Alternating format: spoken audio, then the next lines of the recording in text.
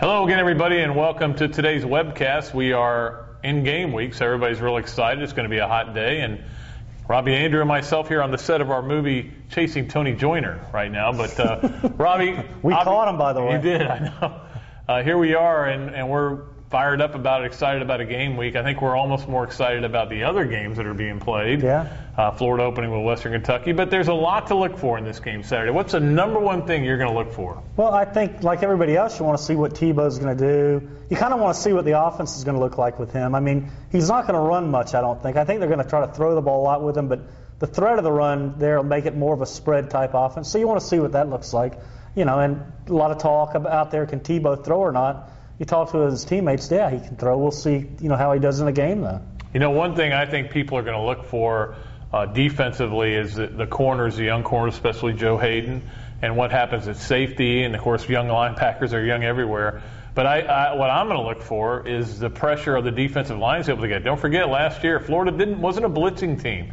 They knew their four guys could get to you and put pressure. The Ohio State game being the ultimate in that. What do you think? Do you think they're going to be able to get pressure on the quarterback? Well, in this game or the season, I think you look at this game and a little bit toward the season, I think they're going to be able to get some pressure with the front four because of Derek Harvey. But I question what kind of push they're going to get in the middle. Up the middle. Yeah, last year they had enough of a push that it freed those guys, Leon Jarvis, Moss, those guys. I don't know if Estoppinen and McMillan are going to give them any kind of push at all. And if they don't get the push at the middle, it's going to be hard for those outside guys. Even Derek Harvey, who's going to get double teamed all night and all day and all season, probably.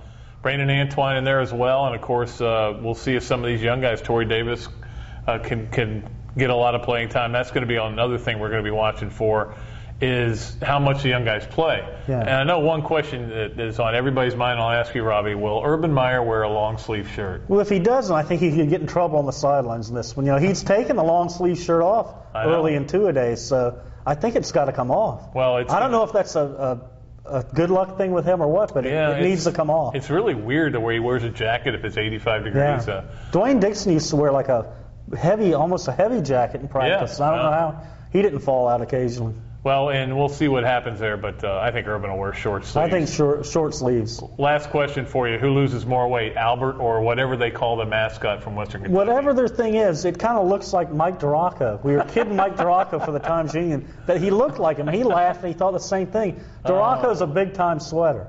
Yeah, he is. So I'm predicting, just because of that the Hilltop or whatever he is, the Smurf or whatever, is going to sweat more than Albert and Alberta combined. Yeah, I have no idea what it is.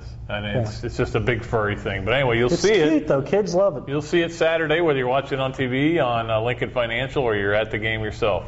Hopefully we'll see you there. And we know we'll see you next week on the next webcast. Until then, Pat Dooley, sports columnist of the Gainesville Sun, Robbie Andreu, beat writer for the Gators, and the Gainesville Sun, saying so long from the Sunshine State.